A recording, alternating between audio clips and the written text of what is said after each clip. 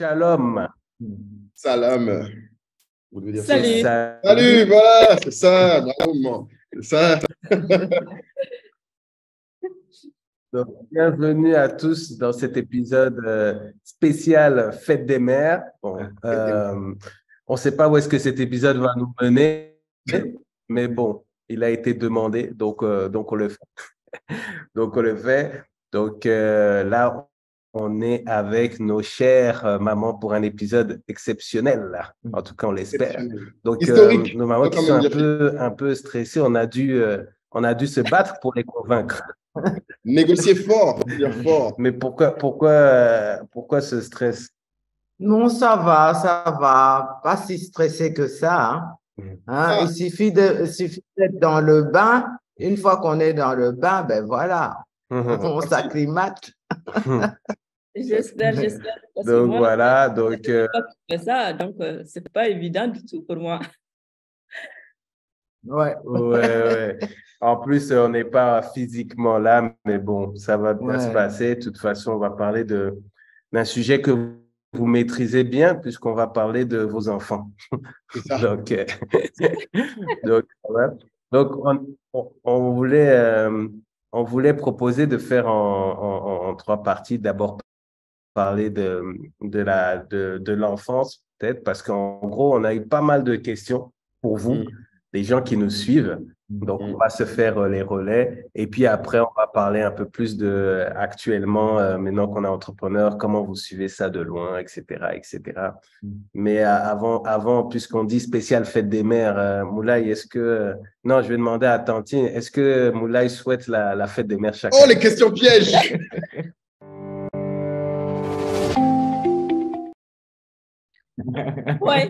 Oui, il le fait. D'ailleurs, ça me surprend souvent parce qu'il n'a pas l'habitude d'appeler comme ça à peu près. Ça y est, tu le connais. Ça attaque direct. Mais là, il le fait. Fête de mère, là, il ne rate pas. Fête de mère, anniversaire, non, il ne rate pas. Il le fait. Est-ce que Kayi aussi à la hauteur? Parce que là, il se lance des fleurs. Oui, je pense que oui.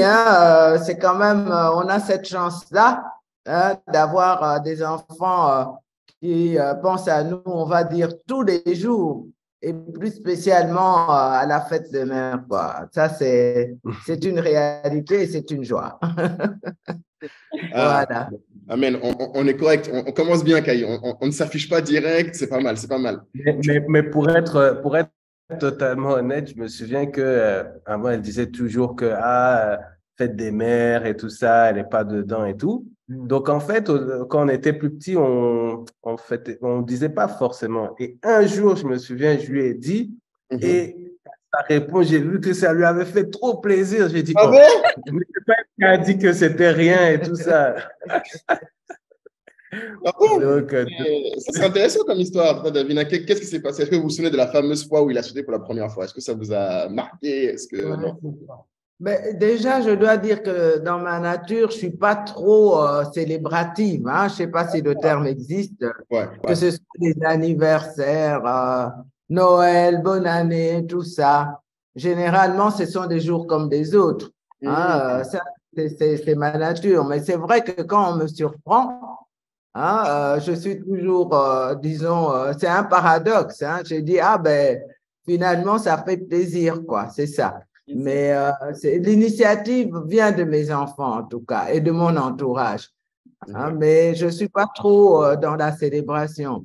Mais il faut quand même reconnaître qu'en tant que maman, et la tantine sera d'accord avec moi aussi, je crois, on doit quand même reconnaître que lorsqu'on est célébré, c'est une forme de reconnaissance que nous apprécions.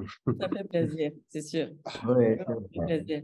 Moi, j'ai eu de la chance parce que, en fait, dans l'école où était Moulay, c'était l'école française. Donc, il faisait même des dessins, des petits dessins. Oh Seigneur, c'est vrai que tu as gardé ça en plus.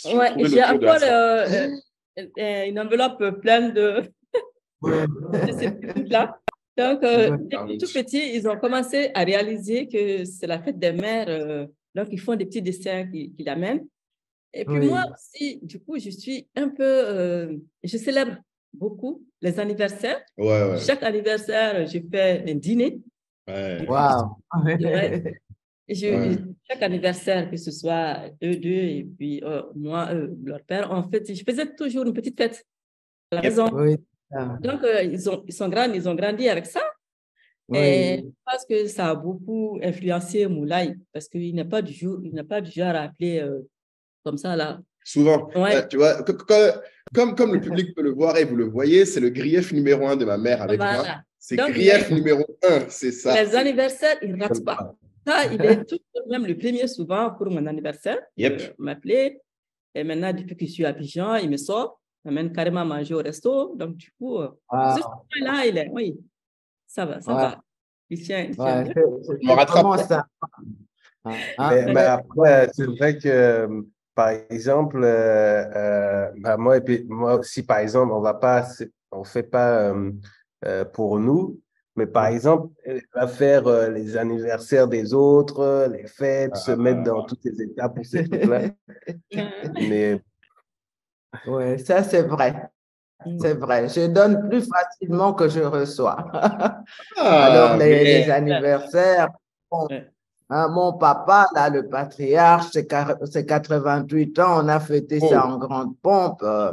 Ah oui, oui, oui, oui, oui, c'est ça. Mais l'avantage aussi de ne pas être trop proactif hein, par rapport à ses anniversaires à soi, le bel avantage, c'est la surprise. Ouais, c'est vrai. C'est vraiment la surprise. Moi, mais, maman, il faut qu'on se retrouve. J'en arrive parfois jusqu'à oublier ma date d'anniversaire.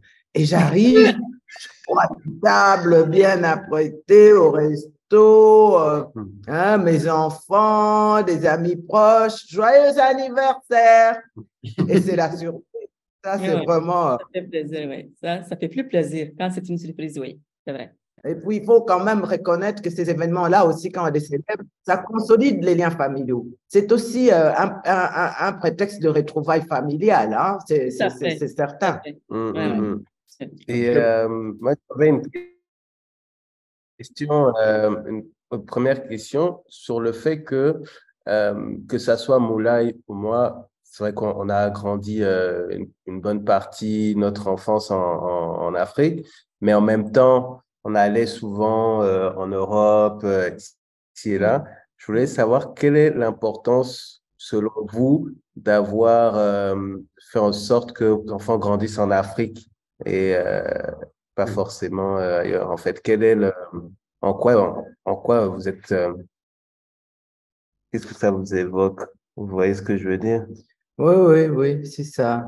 Bon, déjà, moi, je dois dire que par rapport à mon background de fonctionnaire international, j'avais vraiment les deux options. Parce que j'ai vu beaucoup de mes collègues, disons, scolariser leurs tout jeunes enfants à l'internat en Europe, hein, parce qu'ils privilégiaient plutôt ce qu'ils considéraient comme étant une qualité supérieure de l'enseignement. Mais de mon côté, moi, j'ai eu d'autres critères. Je me suis dit, à qualité d'enseignement plus ou moins égale par le truchement des écoles consulaires, ce que je n'ai pas voulu sacrifier, c'est, disons, le lien affectif. Le lien affectif, disons, à nourrir chez l'enfant qui grandit, hein, un peu comme on arrose une plante, hein, parce que, à mon avis, et je crois que Tantine sera d'accord, disons qu'il y a des âges où l'enfant, disons, reçoit plus facilement, c'est comme une éponge qui prend de l'eau, les valeurs qu'on veut partager avec lui, la vision des parents, des principes, comment est-ce que, disons, on peut envisager son avenir, il ou elle, parce que c'est son affaire d'abord. Et je crois que ça demande une proximité physique, une cohabitation. C'est pour ça que tout de suite, j'ai pris l'option que mes enfants, dans leur bas âge, en tout cas jusqu'au bac, soient scolarisés en Afrique. Ça, c'est la première raison. Le lien affectif et l'éducation, on va dire. Et la seconde, c'est que je me suis rendu compte que moi-même, ayant été envoyée en Europe dans la petite enfance depuis l'âge de 6-7 ans, j'ai quand même quelques problèmes à retrouver mes marques quand je suis revenue en Afrique à l'âge adulte en termes d'intégration et tout ça, etc. Alors, je dis que c'est vraiment, disons, ces racines, il faut vraiment les prendre dans la petite enfance. Hein? Et je me suis dit que le fait d'être en Afrique, bon, voilà, maintenant mes enfants, ils ont dansé le dombolo. Ah bon? Est-ce qu'on a des vidéos de Kaï qui danse dombolo? Moi, ça, je cherche. Elle parle d'Amoré. Hein? Et de dombolo. Moi, je suis l'enfant du Souglou. Voilà. Ah bon? Et puis, la cuisine africaine, hein, n'est pas commencer à hurler quand on prend un peu de pili-pili ou des choses comme ça. Hein, donc, la musique, la danse, la cuisine, et je crois plus important encore, la connaissance de la famille élargie. Hein, parce que chez nous, la famille va au-delà de papa, maman, des frères et sœurs. Hein, on connaît les tantes et tout ça, etc. Et tout. Et moi, je pense que c'est vraiment quelque chose qui a beaucoup joué sur le fait qu'après leurs études supérieures, ils aient eu cette pulsion-là du retour sur le continent. Et donc, toi, Antine, Bamako. Oui. Parce que à l'inverse d'elle, moi, j'ai vécu, je suis née au Mali, j'ai grandi au Mali, je me suis mariée au Mali. Donc, du coup, je n'ai pas eu l'expérience qu'elle a vécue. Étant petite déjà, elle était déjà en Europe. Moi, ce n'est pas mon cas. Donc, j'ai toujours vécu à Bamako. À Kaï, pour être précis. À Kaï d'abord. Je suis née là-bas. Voilà. Mais à Bamako, après mes études, je suis venue à Bamako, et puis je suis restée, je me suis mariée. En fait, je me suis mariée à Paris.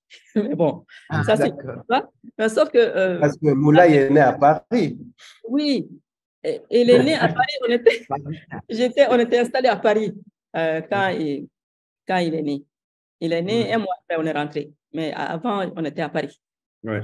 Donc, moi, les enfants, ce qui fait qu'ils ont eu les deux cultures, c'est parce que à Bamako, on est en famille, de toute façon. Il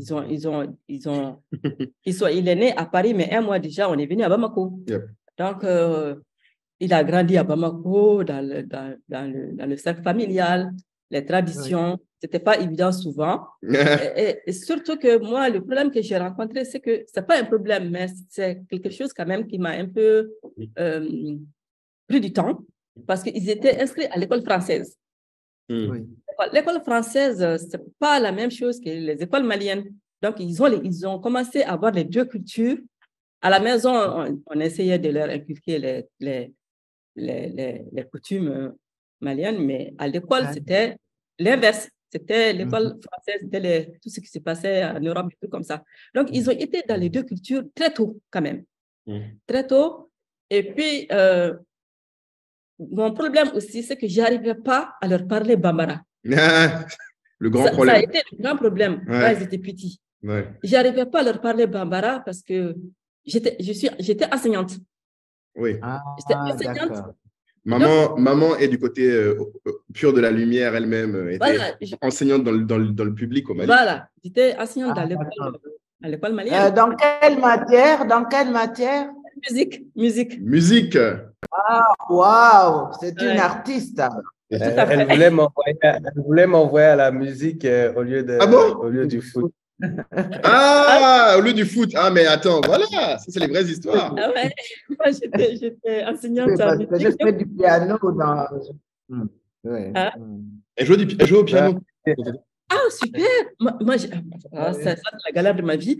J'ai enseigné la musique, mais au Mali, on n'avait pas d'instrument. Il n'y avait pas d'accès. On n'avait pas d'instrument. On avait le piano toute l'école. Donc, même pour s'exercer, quand on avait des évaluations, il fallait aller les dimanches à l'école ou les week-ends à l'école pour pouvoir s'entraîner un peu. Donc, on n'avait pas accès. Oui, on n'a pas accès aux entraînements. Même quand tu étais allé… En quatrième année, j'ai fait mon thèse sur mon truc de fin d'études sur la Koura qu'on venait d'apprendre. les profs maliens ont commencé à construire les instruments qu'on peut construire au Mali. Donc, la koura faisait partie. Donc, j'ai joué de la koura une année. Je n'ai pas eu une formation instrumentale vraiment pratique. Vraiment. C'était vraiment théorique et le vocalise. C'est les bases de la musique. Donc, ça a été mon handicap. Darmoula, il voulait faire du piano. Mais même moi, je ne savais pas jouer déjà. Et puis, avoir un piano à Bamako à l'époque, c'était impossible. On n'avait pas la place ni l'oseille, soyons clairs. Voilà. Pour résumer le. Donc, bref, pour revenir à l'éducation. Donc, ils ont eu les deux.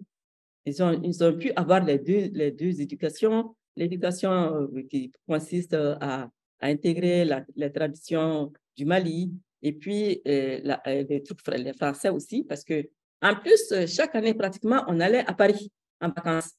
Ah oui, et ça, c'est un point important d'ailleurs que les gens, c'est vrai qu'on m'a fait remarquer, peut-être qu'on n'a pas expliqué, c'est que on n'avait pas, c'est pas des billets qu'on payait, parce que les gens me posent la question des fois et je ne me rendais pas compte, mais c'est vrai qu'on donne l'impression d'être, tu sais, tu dis, tu as grandi au Mali, vous avez vécu au Mali, et en même temps, on dit chaque année, on va à Paris, ce qui a un coût. Mais parce que mon mari était agent de voyage. Voilà. Il était agent de voyage. D'accord. Où il travaillait avec les compagnies. Ouais. Et on avait les billets où on montait quand il y avait de la place. Voilà. Donc, on venait, on se positionnait, on attendait. Il y avait des gens, pas de gens. Ouais, c'était pas évident. On a vécu ça. Oh, c'était cool, hein? Moi, Oui, bien. C'était ça. Le sujet de la double culture est vraiment intéressant parce que même nous, on voit souvent dans les questions qu'on reçoit des personnes qui disent oui, mais ta manière de t'exprimer ou la manière dont tu vas parler à l'investisseur, on sent bien que c'est parce que tu comprends comment eux ils réfléchissent. Nous, on n'a pas forcément à des personnes qui vont dire que voilà. Et donc, en gros, ils ne savent pas d'où ça vient, mais souvent, effectivement, moi, je le vois aussi dans mon domaine, puisque je propose souvent des choses à des entreprises internationales. Et donc, je comprends leur culture, je comprends ce qu'ils recherchent, etc. Et de l'autre côté, quand je travaille avec mes partenaires ou fournisseurs locaux, je comprends aussi. Donc, en gros, je pense que il n'y a pas eu de grande théorie, je pense, sur la double culture. On parle beaucoup des métis, etc., mais on ne parle pas du fait que, et quel que soit le cas, forcément, tu peux avoir, mais quand tu as la culture de deux continents différents, on va dire, sans le savoir, parfois tu développes une force intéressante dans ton domaine. Oui, c'est ça. Ouais.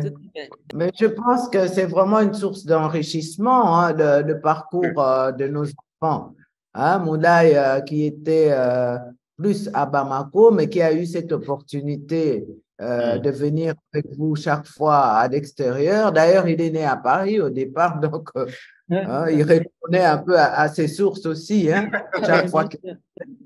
Hein, donc, je crois que c'est vraiment une source d'enrichissement. La même chose pour moi, les enfants sont nés pour la plupart en Europe, mais lorsque j'ai basculé dans ma carrière pratiquement pendant 2 décennies comme fonctionnaire international en Afrique, après, ça a été la remontada, c'était Abidjan, Kinshasa, Madagascar. Represent! Oui, c'est ça. On a fait un peu de tour là. On s'est rattrapé. Vous avez volé dans chacun des pays, du coup. Je savais que pour Kaï, du coup. En plus, à Morip, du coup, puisqu'il est.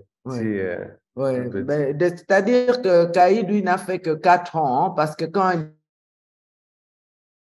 je suis arrivé, il avait déjà ses 14 ans, donc jusqu'au bac. Mais ce que je voulais aussi ajouter, on reviendra peut-être à la question de la double culture. Je préfère double culture à métissage culturel. Oui. Je peux aussi dire que là où il y a des fratries, c'est quand même très important que des enfants restent dans la proximité, disons, de leurs parents, dans une forme de cohabitation. Parce que quand on les envoie, si par exemple, moi j'avais fait le choix de l'internat en Europe, ils auraient été chacun de leur côté. Et ce qui est certain, c'est qu'après le bac, des enfants ont du mal à se retrouver entre eux parce que chacun commence son itinéraire d'avenir. Et donc, s'il faut créer des liens, qu'ils apprennent à se battre et à se réconcilier, c'est vraiment quand ils sont dans la proximité, d'apprendre à vivre ensemble, quoi. Apprendre à se battre. J'ai beaucoup aimé cette punchline. Apprendre à se battre et se réconcilier. Elle a dit réconcilier aussi, c'est très important. C'est vrai. Mais moi, j'ignorais totalement ma sœur, donc c'était pas trop le problème. Toi, tu essaies de faire en sorte qu'on s'entende bien, mais bon. Oui, les deux sont complètement différents. C'est fou, tu sais, qu'on peut faire 2 enfants qui n'ont pas grand-chose en commun, mais c'était mon cas. Et du coup, elle a dit pas de chose en commun, tu me fais trop rire. C'est vrai. Je suis désolée, mais bon, je veux parler de... des frères et sœurs à un autre épisode. C'est ça. On va inviter les frères et sœurs idem d'épisode. Mais Asta se moquait. Donc, Asta ne veut même pas qu'on parle d'elle. Est-ce que dans cette enfance, du coup, est-ce que vous direz qu'il y a quelque chose qui vous dit qui vous disait que on pourrait être, qu'on serait entrepreneur? Ou alors vous y pensiez pas du tout? Je ne sais pas, Kaï, si tu... Tantine, si vous pouvez autoriser juste quelque chose que je voulais encore ajouter avant de répondre à cette question par rapport à la double culture. Oui, bien sûr, Davina. Oui, vas-y. Je me disais aussi que cette opportunité qu'on a eue de connaître des mondes divers au sud, en Afrique, au nord, en France, en Europe, je crois que ça donne aussi la possibilité d'essayer de tirer les meilleurs de ces plusieurs cultures, si je puis dire. Et depuis que je suis revenue, enfin, bon, c'est-à-dire dans la vie en tant que retraité, hein, j'ai quand même, disons, connu des situations de plus grande proximité avec les gens sur le terrain. Et je me suis rendu compte que vraiment, bon, c'est le cas en RDC, hein, mais peut-être dans beaucoup de pays en Afrique encore, il y a beaucoup de fatalisme par rapport à certains dysfonctionnements, des actes de malgouvernance, des actes, je veux dire, des manques de respect de certaines valeurs minimales qui étaient pourtant d'ailleurs respectées dans nos sociétés ancestrales, mais maintenant, surtout dans les zones urbaines, donc parfois, disons, un manque de respect mutuel, un manque d'intégrité morale et tout ça, etc. On va dire, par exemple, quand on se fait arnaquer, à la limite, on va dire, ah ben, il fallait faire attention, de toute façon, c'est normal que ça arrive, quoi, une sorte de fatalité. C'est là que je me dis que quand on porte certains standards très hauts, dès par son éducation, dès par son ouverture sur le monde, on est armé pour ne pas baisser les bras face à tout ça. C'est un bagage. Oui, c'est ça. Et à se dire, bon, écoutez, il y a un autre monde possible. On n'est pas condamné à ça, hein, à la corruption, à la gabegie, à tout ce qui s'ensuit et tout ça. On peut essayer, même si c'est nager à contre-courant, d'essayer de se dire, non, non, moi j'ai reçu ça de par mon éducation et je ne vais pas y déroger par opportunisme parce que je peux obtenir un marché par-ci, par-là et tout ça. C'était juste ça, quoi. Très important. Ça commence à dire. Et juste aussi, une parenthèse aussi sur la double culture, insister que quand on parle double culture, nous, dans notre cas, effectivement, il y a l'Europe dans l'équation, mais par double culture, ça peut être, tu as la culture de la ville et la culture du village, ça peut être en Afrique. Oui, en Afrique, Voilà, exactement, mais c'est juste de se rendre compte et de l'opportunité qu'on a quand on est en dehors de son environnement originel et d'en faire le maximum pour en faire une force dans son parcours, quoi. Pour une petite parenthèse sur ce qu'elle vient de dire, je pense que vous avez beaucoup de chance quand même de parcourir l'Afrique comme ça, parce que c'est différent, même dans les pays africains. Rien à voir. Les coutumes, c'est différent. Ça n'a rien à voir avec l'Europe, même en Afrique seulement. Donc, le fait que vous avez pu parcourir beaucoup de pays en Afrique, c'est une richesse, c'est quelque chose qui est très important. Ça vous permet de faire le parallèle entre beaucoup de choses que les autres ne voient pas vraiment à vue d'œil comme ça. Ouais, parce que moi, je n'ai pas beaucoup fait de pays africains Voilà. avant de revenir. C'est complètement différent. C'est vrai. Et c'est une chance, vraiment une grande chance. Et que si vous arriviez à assumer tout ça, ça veut dire que vous avez quelque chose c'est énorme, moi, je pense. Donc, c'est très important, ça. Et que vous arrivez à faire la part des choses, ben, c'est très bien. Là, il y a beaucoup de chance. Hein. Ah, c'est ça, mon gars. On a vu que... Moulay aussi. Hein? Oui, bien sûr. Franchement, je ne me coupe pas. Si on revient à Paris, on est bien. On revient, le podcast s'appelle Entrepreneur State of Africa. On va parler d'entrepreneuriat. Comme tu insistes. Donc, est-ce qu'il y avait des signes ou alors peut-être une question marrante, est-ce que vous avez un rapport à l'entrepreneuriat? Est-ce que vous avez déjà tenté l'entrepreneuriat? Moi, non. Non, maman, non. Non, parce que je ne suis pas du genre, tu sais, je ne suis pas très courageuse. Je suis un peu... Oui, c'est vrai que entreprendre quelque chose que je ne connais pas vraiment, ça m'a toujours fait peur. Ouais, tu es prudente, toi. Je ne suis pas du genre à tenter de nouvelles expériences, de voir où ça va me mener. Je suis très frileuse sur ce côté-là. Donc, l'entrepreneuriat, ça m'a toujours été un peu compliqué.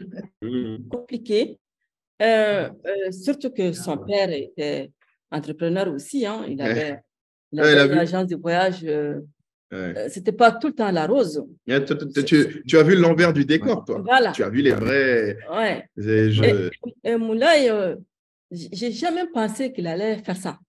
Vraiment. Parce que avec Moulay, j'ai eu un problème. Non, c'est pas un problème. Sauf qu'avec lui, c'est difficile souvent, depuis qu'il est petit, c'est difficile de savoir ce qu'il a envie de faire ou ce qu'il n'a pas envie de faire. Quand il était à l'école, au moment de choisir, quand il était au lycée, au moment de choisir l'option. Ah, tu parles de quand il a choisi S, E, S, voilà. L. Ouais. C'était moi, on n'a pas pu lui dire faire ça parce que peut-être que je suis une mère, mais il a toujours été brillant dans les deux côtés. En français, littérature et sciences, il était bon dans les deux cas. Non, j'étais nul en maths jusqu'au CE1 quand tu as passé les vacances de Pâques. Oui. À m'apprendre les maths alors que tu es nul en maths. Je ne connais rien. Bon, il était toujours le plus intelligent que moi, de toute façon. Oh, c'est ça. Donc, bref, arrivé de choisir, c'était compliqué parce qu'il était bon dans les deux. Donc, on l'a laissé. On lui a dit, bon. Enfin, tu m'as laissé. Hein. Papa n'était pas exactement.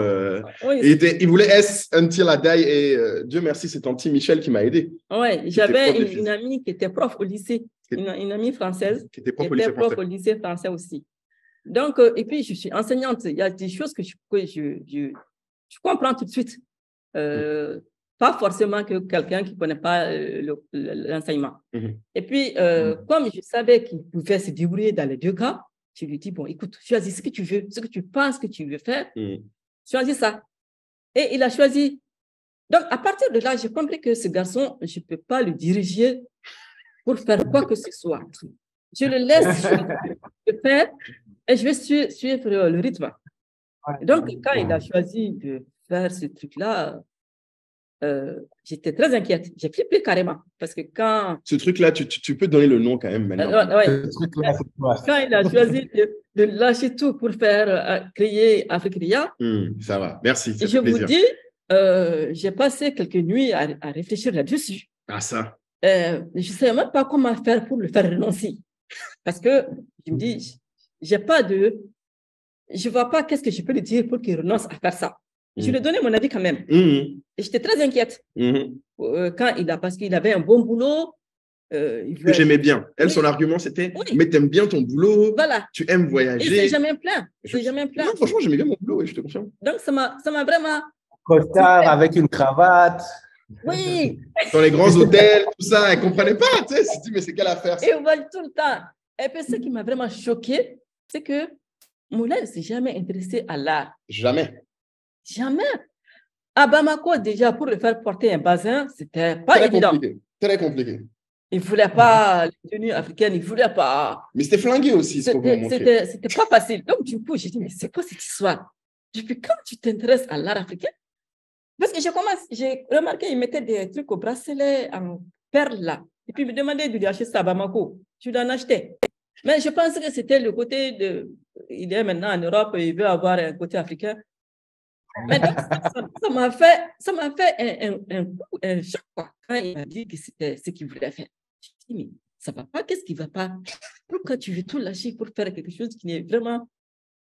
Il n'y a pas de. C'est même pas moi. C'est ça que je voulais dire. Elle, c'était en mode, mais c'est même pas quelque chose que toi, tu as toujours aimé. C'est voilà, pas quelque chose que. Voilà, tu n'as jamais manifesté quoi que ce soit pour l'art africain. Et puis tout d'un coup, tu veux lâcher ton boulot que tu aimes faire et tout ça. J'étais un peu désorientée. J'étais un peu désorientée. Ça m'a beaucoup perturbée, vraiment. Ça m'a perturbée parce que j'étais seule déjà sur l'éducation. J'étais pratiquement, je n'étais pas seule, mais bon, la majeure partie, j'ai assumé. Mais à l'époque, puis, il faisait ce changement, je venais de divorcer en plus. Ah oui, c'est vrai. Merde. Ça a été quelque chose qui m'a beaucoup marqué, qui m'a empêché de dormir pendant des nuits parce que j'étais dans une situation déjà pas facile. Ouais, pour tout le monde. À l'époque, c'était compliqué pour tout le monde. Voilà. Et j'étais le seul qui était. Il a choisi ce moment-là pour changer carrément. Ouais. Et vous voyez le tableau. Donc, ce n'était pas évident. Ben, voilà. Après, je me suis dit, ce garçon, il s'est toujours débrouillé. Il a toujours jugé les choses. Et puis, c'est un grand optimiste. Ça, quelque chose que, contrairement à moi, mon live, quelle que soit la situation, et voit le bon côté. Donc, c'était une chance. Je me dis, il va s'en sortir. Parce qu'il a toujours fait le bon choix. C'est l'un des meilleurs dans le game. C'est lui qui domine le monde. Ce qui m'a fait, ça m'a un peu rassuré. Sinon, l'entrepreneur, moi, ça m'a pas plu tout de suite. Hein. Ouais, non, mais je sais qu'en plus, tu m'avais dit, même maintenant, elle me rappelle que elle voyait, par exemple, l'entrepreneuriat, c'était se rappeler beaucoup les conseils d'administration de papa. Tu disais que dès qu'il y avait un conseil d'administration, c'était un moment difficile pour tout le monde. Donc, maman, l'entrepreneuriat, elle a vu l'envers fort. Voilà. Fort. Et c'est quelque chose qui, au départ, on ne sait pas vraiment comment ça va tourner. Ce n'est pas comme si tu vas, je suis une enseignante, je vais en classe, je m'en vais, c'est fini, je fais mon métier. Ouais. Ce n'est pas ça. Tu te lances dans quelque chose qui est inconnu, que tu ne maîtrises pas tout de suite, surtout l'art. J'ai fait de l'e-commerce, maman, pas de l'art. Je faisais avec des artistes. Ouais, elle écoutait, genre, c'était moi mon train de faire les sculptures. Non, tu ne fais pas, Davina. Elle va croire que soudainement, je me suis jetée dans non, c'est pas ça. C'est juste que l'entrepreneuriat, ça me paraît quelque chose de vraiment. Je ne voyais pas comment ça marche, comment ça va marcher pour lui. Et où est-ce qu'il va aller? Je sais qu'il va rencontrer des difficultés. Et comme je ne suis pas du genre à m'aventurer sur le terrain inconnu, c'est ça qui m'a fait que j'ai un peu flippé. Mais quand je me suis rappelé qu'il est un garçon qui est quand même sensé et optimiste, j'ai dit, il va s'en sortir. Et bien voilà. Amina. Je ne sais pas si c'est pour vous, ça a été pareil avec Kayi. Ah, c'est ça, Davina, il faut nous dire maintenant. Le peuple veut savoir. C'est ça. Non, mais ce que je viens d'écouter, là, je relève déjà quand même des convergences de situations. Parce que, bon, c'est la maladie du siècle. Moi aussi, je me suis retrouvée divorcée. Donc, c'est vrai qu'à un certain moment, j'étais plus ou moins dans une situation comme monoparentale par rapport à l'éducation, les décisions. Je veux dire, oui, le papa y participait, mais je veux dire, c'est toujours plus problématique quand on n'est pas ensemble, surtout quand il y a des divergences de point de vue sur les trajectoires que veulent les enfants. Il y a ça. Et puis, ensuite, c'est vrai que le background personnel, parfois, est un frein à laisser comme ça émerger les desiderata des enfants par rapport à l'avenir qu'ils veulent se faire. On m'a empêché d'être footballeur. Oh, ça va. Ne pleure pas, mon frère. C'est une meilleure carrière que tu as. Maintenant, elle voit les salaires d'Mbappé, elle pleure. Ah oui, ça c'est vrai, hein, si j'avais su quand même. Tu savais Mais que, comme tu savais il y pas a que le un football, célèbre ça phrase payait. qui dit, beaucoup sont appelés, mais peu sont élus. Hein, donc, Ils sont élus, exactement. C'est vrai, c'est vrai. ouais, j'ai un Excuse-moi, je principe, t'ai coupé, maman.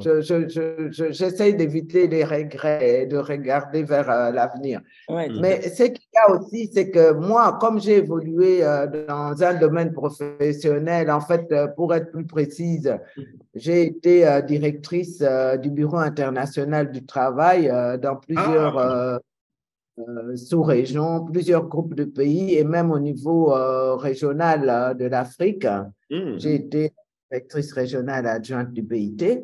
ok. Eh bien, justement, c'est une institution qui se préoccupe beaucoup de ce qu'on peut qualifier de l'emploi décent, de la sécurité de Et de l'emploi. l'emploi. Oui, bien sûr. Et moi-même, d'une manière ou d'une autre, je peux dire que j'ai été privilégiée d'évoluer dans une structure onusienne où tu as quand même la garantie de revenus, des considérations qui touchent, parce que lorsque nos enfants bifurquent dans des statuts indépendants, nous nous posons la question du revenu, mais dans mon cas particulier, vu mon domaine professionnel, c'est celle aussi de leur sécurité sociale. C'était toujours ça. Qu'est-ce qui arrive? Sérieux? Est-ce que S'ils tombent malades. C'est toujours ça. C'était la seule question.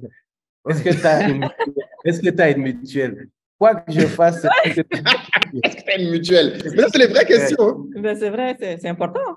C'est important. C'est ça. Alors, qu'est-ce qui arrive dans... Et d'ailleurs, la question est toujours d'actualité. Après une vie de travail, quand on ne peut plus travailler, qu'est-ce qui arrive par rapport à la pension, etc., etc.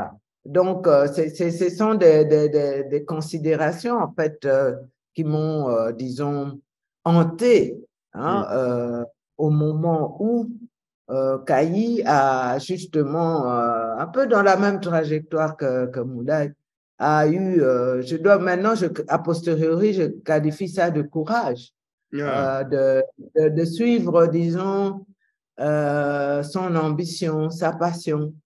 Hein, parce qu'en réalité, il était aussi, disons, dans ce qu'on peut qualifier des zones de confort, hein, avec un chez General Electric à Londres, ensuite sur Paris, il a travaillé pour une grande compagnie de procurement, enfin, on a achat, et puis avec Suez et tout ça, etc. Donc, il était quand même dans des zones de confort avec la garantie d'un salaire et tout ce qui s'ensuit. Et donc, je dois dire que je suis passée un peu par les mêmes questionnements, les mêmes inquiétudes au moment où… Par contre, elle ne m'a jamais dit ça, parenthèse. Ah bon? Elle t'a pas dit qu'elle était inquiète? Oui, parce que je me suis dit, en fait, que être parent, c'est d'abord d'accompagner. Hein, et je me suis dit, à partir du moment où cette volonté qui avait commencé, bon, ça n'a pas été brusque, hein, il en parlait pendant un certain… Et puis, à un certain moment, c'est devenu comme quelque chose d'irréversible. Et à ce moment-là, je me dis, ça ne sert à rien, disons, de s'obstiner à courir derrière un train qui a démarré. Essayer de sauter dedans et de l'accompagner, quoi. Et tout ça, au début, c'est vrai que c'est pas très clair parce que la destination, c'est quoi? Comme elle a dit, le chemin. Voilà, nos jeunes démarrent parfois avec très peu de moyens, quasi rien parfois. Et donc, tout ça, ça a été, disons, des interrogations, hein. Mais je pense que ce qui m'a aidé aussi, c'était aussi les conseils de proches. Hein, parce que, on va dire qu'au niveau paternel, c'est plus, ah, mais oui, mais attention, c'est des risques et tout ça. Mais beaucoup de proches qui aiment, parce que c'est une question d'amour, je crois, avant tout. De dire, bon, attends, OK, je vais accepter de partager ce risque-là avec toi et on verra bien. Parce qu'on se dit bien que rien n'est acquis d'avance. Mais à mon avis, disons que les acquis qui ont joué, c'est parce que, comme ça, a posteriori, bon, Kaï pourra peut-être réagir, Mondaï aussi, je me suis dit que la clé de la réussite, ça n'a pas été nécessairement la recherche du confort matériel, de la richesse, de l'enrichissement, même si c'est quand même très important. Au moment où ils prennent ces décisions-là, on se dit, ouh là là, on espère qu'ils ne vont pas retomber à notre charge après être partis. Hein. Les vrais problèmes, merci, c'est la vérité. C'est ça. Ben oui, j'ai dit, ah non, j'ai déjà bossé là. Ah non, c'est bon, on ne va pas se remettre dans les problèmes. Non, mais elle a raison. Non, mais c'est un vrai point, parce qu'en plus, maman l'a dit un peu. Plus de cette considération-là matérielle, moi, je pense que ce qui a joué, c'est, disons, la passion, l'ambition, la conviction vraiment de dire qu'on va mettre tous les atouts de son côté pour pouvoir réussir disons, dans ce domaine-là de l'entrepreneuriat. Moi, je pense que c'est vraiment ça qui a joué et je dois dire aujourd'hui que vraiment, Kaï m'a vraiment fait comprendre que bon, les enfants, c'est vrai, viennent de nous, mais il y a toute une part. Donc, on peut peut-être maîtriser leur acquis à travers l'éducation qu'on leur donne. Mais j'ai découvert plein de choses, en fait, qui étaient innées dans Kaï et que moi-même, je n'avais pas levé du doigt. Ah ouais? Hein? C'est-à-dire, oui. Le peuple veut savoir. Là, on est dans des choses très intéressantes, Davina. Là, on est bien. Là, on est dans les choses intéressantes. Mais je vois, par exemple, disons, là où, par exemple, moi, je suis plutôt de nature, je veux dire, plutôt empressée d'avoir des résultats. Dès que je démarre quelque chose, je vise très vite le résultat. Mais je vois que Kaï, et je suppose que Mondaï, ça a été la même démarche, je ne sais pas, a vraiment posé des jalons sur la trajectoire de son objectif. Hein? Et on le voit, et ça se reflète même dans la progression de son chiffre d'affaires aussi. Il part tout petit et tout ça, etc. Mais je crois que ce qui a sauvé la mise, c'est qu'il avait une vision, un objectif à long terme et qu'il avait déjà fixé des étapes pour y parvenir et qu'il s'est vraiment comporté en ce qu'on appelle la force tranquille, sans précipitation. Ouais. Voilà, sans précipitation, donc pas comme sa mère. Donc maintenant, voilà, donc pour moi, finalement, ça m'a bénéficié aussi, ça a bénéficié aux membres de son entourage. Je veux dire, dans le sens de savoir qu'est-ce que c'est le monde du digital, c'est quoi le numérique, c'est quoi les influenceurs et tout ça, etc. Toutes ces choses qu'on ne connaissait pas. Davina maîtrise. Hein. Moi, je vois que je n'ai pas formé aussi bien ma mère. Elle gère. Elle connaît les oui, j'ai connu à travers Kaï et tous les grands événements qu'il organise à DICOM. Mais disons que pour conclure sur ça, je pense que pour moi, le meilleur indicateur, parce que bon, d'ailleurs, comme lui, je suis économiste, il a fait les approvisionnements, donc procurement, les achats. Mais je pense que parmi les atouts qu'il a mis de côté, et je crois que ça, il faut vraiment répéter à nos jeunes aujourd'hui, c'est que le diplôme académique universitaire ne t'enferme pas dans une case. C'est une des leçons que j'ai tirées des itinéraires de Moulay et de Kaï. Il te donne, disons, des atouts qui ne sont pas des atouts de mémoire de ce que tu as appris, mais de ta manière de réfléchir, de raisonner, d'analyser, de sous-peser les risques, de les prendre ou pas et tout ça, etc. Et donc, quelque chose qui te permet de te redéployer dans d'autres domaines, quels qu'ils soient. Bien sûr. Hein, et d'avoir le courage d'aller vers de nouvelles formations, c'est ce que lui a fait. Parce qu'il abordait aussi un monde qui techniquement n'était pas le sien. Donc, il est retourné se former. Donc, moi, je pense que c'est vraiment tous ces atouts. Et parmi les indicateurs que je peux considérer qui peuvent nous rassurer, pour ce qui est de CAI, on parle d'ici de 10 ans après. Les indicateurs, je ne sais pas où est-ce que Moula il en est, mais de fonder une famille. Ah, Seigneur. De fonder une famille. Hein, parce que les problèmes, là, on rentre dans les zones ombrageuses. C'est bien, c'est bien. Oui, mais je dis que généralement, la plupart des hommes autour de moi, de jeunes, quand je leur parle de fonder une famille, ils disent oui, mais je ne me sens pas prêt. Il faut que je me sente un peu plus stable. Parfois, ils sont déjà engagés sentimentalement. Mais c'est à franchir le pas concrètement parce qu'ils se disent ça va être des responsabilités. Bon, ça, c'est un autre thème encore. Oui, mais c'est ça. Mais c'est un thème important. Katharina tape sur les vrais sujets. Moi, j'aime beaucoup. Parce que moi, je suis opposée à l'idée du chef de famille qui assume tout. Je dis toujours que c'est le mariage, le couple, c'est un partenariat où on se partage les responsabilités. Donc, on va avoir un partenaire qui va aussi venir avec ses apports. Mais c'est quand même des responsabilités, surtout s'il y a des enfants qui viennent.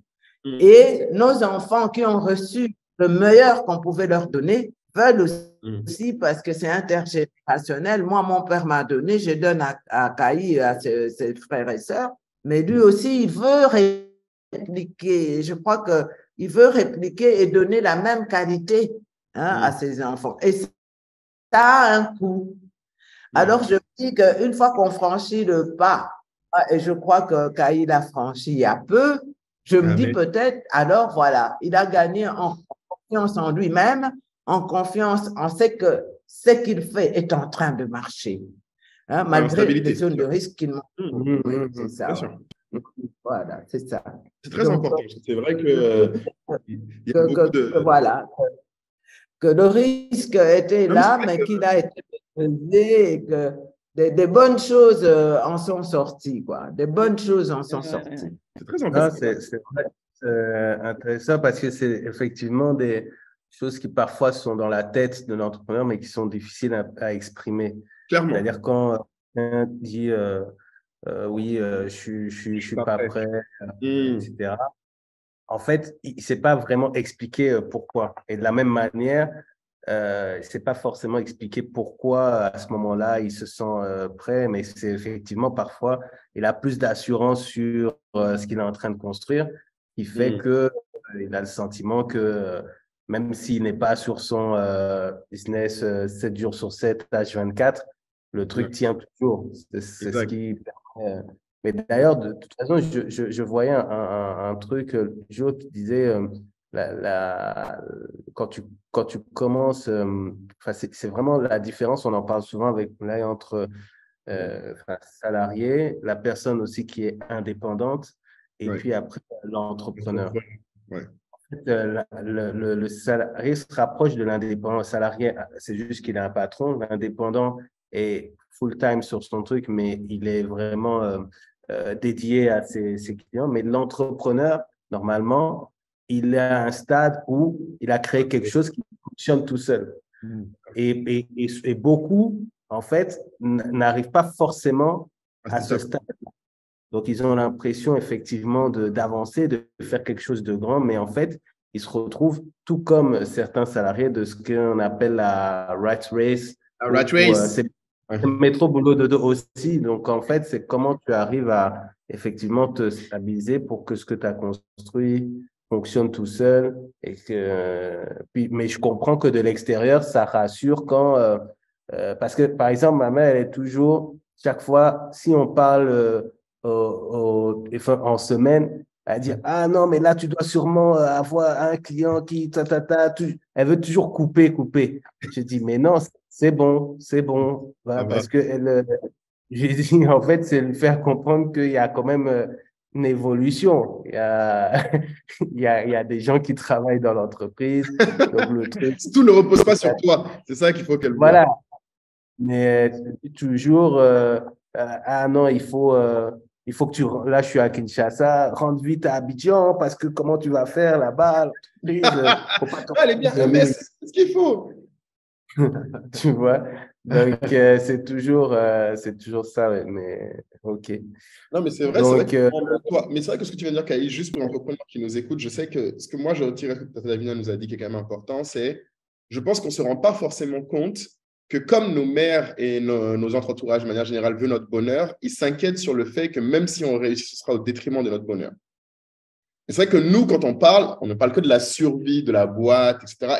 C'est vrai que fonder une famille est un indicateur important que beaucoup d'entrepreneurs prennent comme étant de l'égoïsme des parents. Parfois en se disant, ils veulent juste que tu remplisses une case, qu'ils puissent dire à tout le monde, ça y est, il est marié, qu'ils puissent dire, il a tel enfant, nan. Mais en fait, là, comme c'est dit, je comprends qu'en fait, oui, il y a aussi juste, vous vous dites, OK, s'il réussit à faire ça, c'est que sa boîte est quand même assez solide pour soutenir une responsabilité supplémentaire. Donc, c'est vrai que je n'ai jamais pensé à ça, très honnêtement. C'est nouveau pour moi d'entendre ça, effectivement. Donc, merci beaucoup. Je pense que beaucoup de gens doivent y penser. Je pense que moi, en tout cas, je ne le voyais pas comme ça et je le voyais beaucoup comme étant, bon, il faut que je rentre dans les cases de la société. Alors qu'en fait, non, c'est juste pour mon propre intérêt personnel, c'est bien de pouvoir montrer que je peux avoir une vie de famille sans que tout parte en sucette ou que j'ai peur. Moi, je pense que les deux, là, ils n'ont pas tout de suite suivi le rythme normal. J'ai fini de l'école, j'ai commencé à travailler, je m'installe. Parce qu'eux, ils ont commencé à faire quelque chose d'abord, un travail. Quand ils ont fini les études, ils ont commencé à travailler. Et puis, ils ont fait quelques années dans ça. Alors, au moment où moi, je pense qu'ils devaient penser à s'installer, c'est là qu'ils ont tout lâché pour entreprendre. Oui, c'est ça, absolument. Voilà. Voilà. Il leur faut un peu de temps encore pour pouvoir s'affirmer, s'installer, avoir confiance et puis après fonder une famille. Donc, ce qui fait qu'ils ont été un peu en retard par rapport aux autres parce que… Surtout moi. Voilà, le circuit qu'ils ont suivi, ça fait qu'ils ont été obligés d'attendre plus longtemps que quelqu'un qui a suivi le circuit normal. Donc, mais sauf que, arrivé à un certain moment, on a besoin, dans le cadre familial, d'avoir un support, d'avoir quelqu'un avec… On n'est pas tout le temps avec les mamans, les sœurs. Ils sont tout le temps seuls. Quand ils ont commencé d'ailleurs, ils étaient pratiquement seuls, ou à 2 ou 3. Donc, après, il faut avoir quelqu'un avec qui échanger et se reposer un peu sans pouvoir penser au travail ou à la famille, un cadre familial propre à eux. À partir de là, je pense que ça va les aider à avancer sereinement dans beaucoup de domaines. C'est qu'ils auront des problèmes de couple aussi, bien sûr, ça va ensemble. Mais ça va ensemble. Mais quelque part, c'est un atout qu'il faut qu'ils arrivent à faire ça. C'est important. Ça, c'est sûr. Non, c'est sûr, c'est sûr. Et transition sur une question que Davina a évoquée un peu, mais peut-être juste vous demander spécifiquement, est-ce que maintenant, vous voyez une différence entre quand on a commencé en termes de travail et maintenant? Parce que je sais que maman, toi, tu étais toujours très inquiète, tu étais tout le temps avec mon ordi en train de bosser tout le temps. Mais est-ce que maintenant, vous voyez une différence? Et je pense que ça représente un peu ce que Kaï décrivait. En fait, il y a différentes saisons dans la vie entrepreneuriale. Et quand on progresse, normalement, l'entourage doit commencer à sentir qu'on est un peu plus serein, un peu plus disponible, un peu moins stressé. Mais est-ce que vous le voyez? Parce que moi, j'ai l'impression d'être beaucoup plus détendu. Est-ce que toi, tu le vois? Je ne sais pas, parce que j'avoue, moi, j'ai l'impression des fois que non. Mais oui, mais si. Il y a une grande différence. Une grande différence. Quand tu as commencé, en fait, déjà, tu n'as jamais été quelqu'un qui appelait beaucoup, comme d'habitude, je le dis chaque fois. C'est le point principal, encore une fois. Mais quand ils ont commencé, c'était carrément…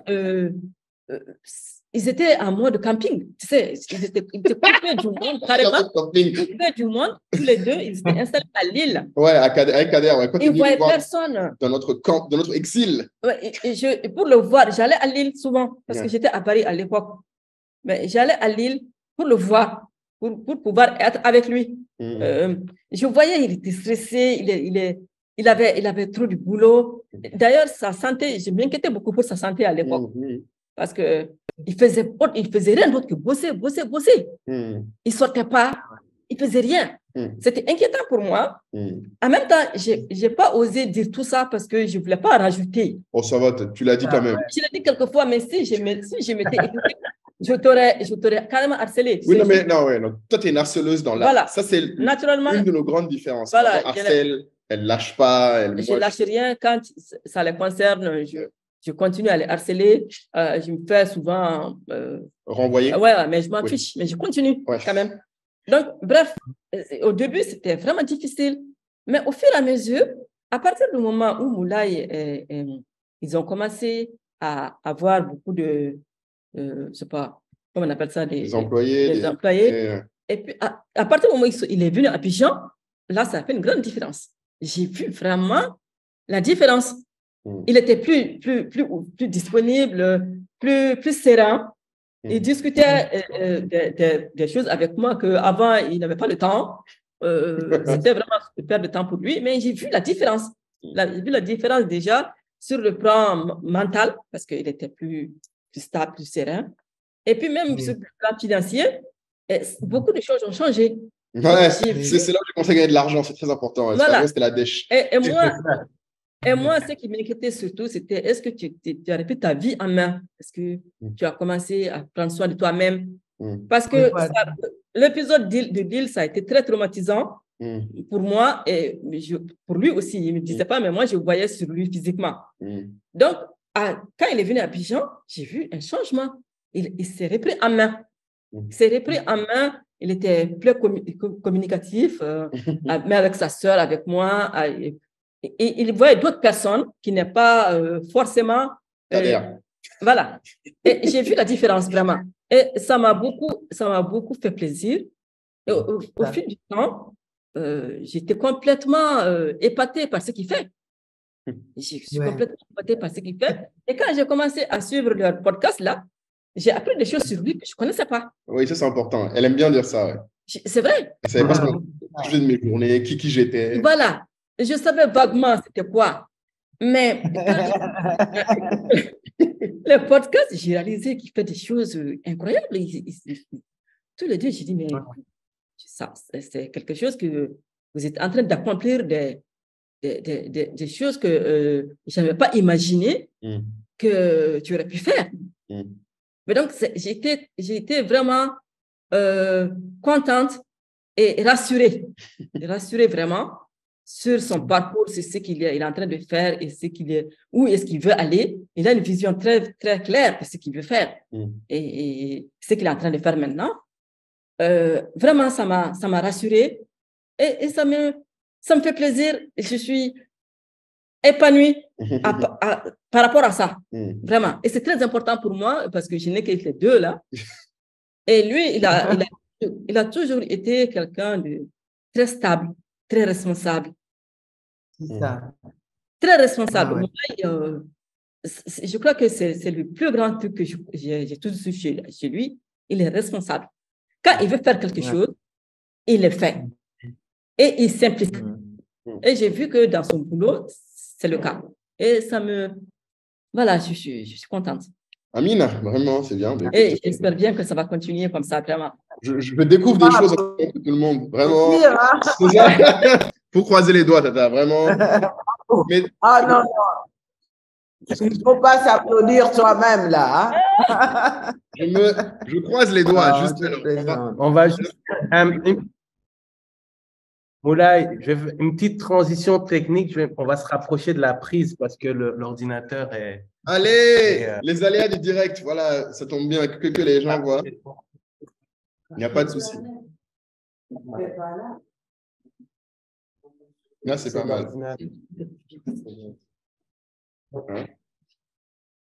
T'inquiète, maman aussi, elle est… Ouais. Petite… tout le monde profite de la petite pause technique. Mais c'est un… Non, Davina, c'est à toi de nous en dire plus sur… Est-ce que tu vois la différence avec AI maintenant aussi? Est-ce que le peuple… la lumière. Ouais, c'est bon. Franchement, vous êtes bien éclairés, pas de contre-jour. On est bien. Oui.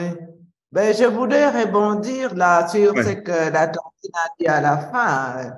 On entend rarement des éloges d'une maman de son fils, parce qu'on dit toujours, les éloges, il faut, disons, mettre un bémol dessus faut être pour, parcimonieux. disons, plutôt dire, il faut que tu fasses plus, il faut que tu fasses plus. Hein?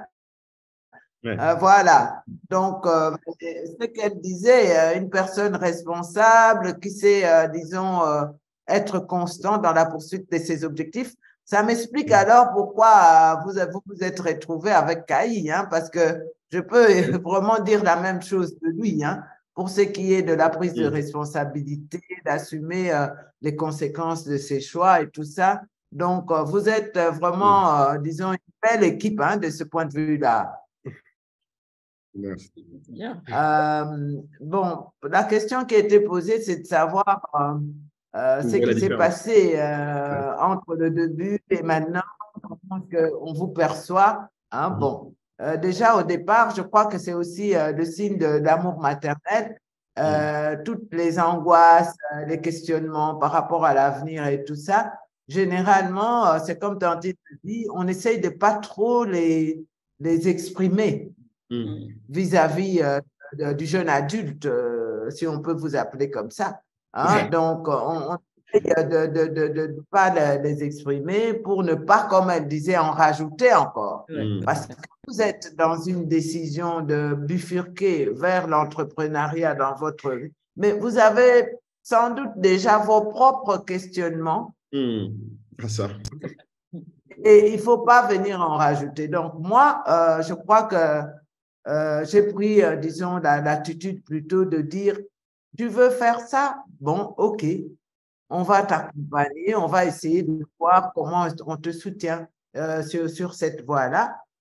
Et disons que je crois que j'avais déjà évoqué les atouts qui, dans la personnalité de Caï, à mon avis, peuvent expliquer qu'aujourd'hui, il a fait une trajectoire qui a tendance plutôt à rassurer lui-même, je crois, et son entourage. Ce que je voulais dire, c'est que, bon, il y a quand même des indicateurs, comme Tantine a dit, par rapport au début où on voyait une personne qui était quand même à 80% dans le questionnement de savoir qu'est-ce qui va se passer, est-ce que ce que je fais va porter des résultats et tout ça, etc. et tout. Hein, on voit maintenant que c'est l'inverse.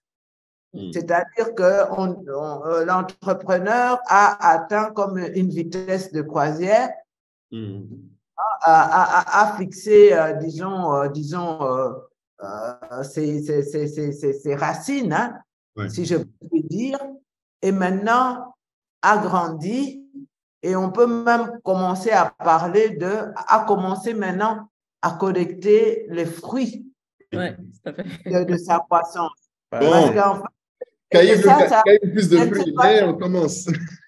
Le mot-là, je ne sais pas combien de temps ça a pris, mais ici, on parle de… Les plans aux as, commence pas. Hé, Caï, là. Je suis mais non, je veux dire, pas seulement l'argent, mais de gagner en sérénité, en stabilité, hein, de réduire tous ces questionnements du début, de pouvoir maintenant réfléchir à s'envisager même à une prise de responsabilité vis-à-vis des autres. Mais oui, regarde, tu es riche. Un des indicateurs, j'avais déjà parlé de la question de fonder la famille, etc. Mais aussi, Tantine l'a évoqué, le fait de recruter, hein, le fait de recruter, d'avoir maintenant, disons, des employés, c'est aussi un indicateur de croissance. Et il y a un retour de ça. Le retour de ça, c'est qu'il y a un plus grand, on reste responsable de son entreprise, mais il y a maintenant, comme on dit, une forme de partage de responsabilité, hein, avec les membres de l'équipe. Hein, et ça, si vous avez pu réussir ça, c'est parce que vous avez aussi cette capacité de convaincre les gens qui vous rejoignent, hein, pour qu'ils deviennent en fait, parce qu'on peut avoir des équipes aussi désarticulées où chacun va dans sa direction. Mais c'est cette capacité de leader, de convaincre les équipes sur des objectifs et aussi de dire que ça va être un win-win.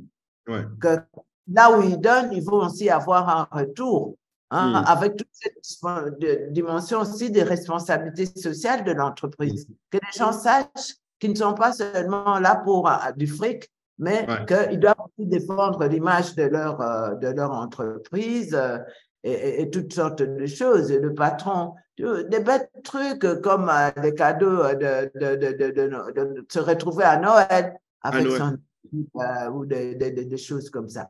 Donc, je crois qu'il y a beaucoup de choses qui ne sont pas d'ailleurs que techniques ou financières, mais qui sont dans le comportement même de la personnalité de l'individu qui, je crois, vous prédisposez à devenir des entrepreneurs.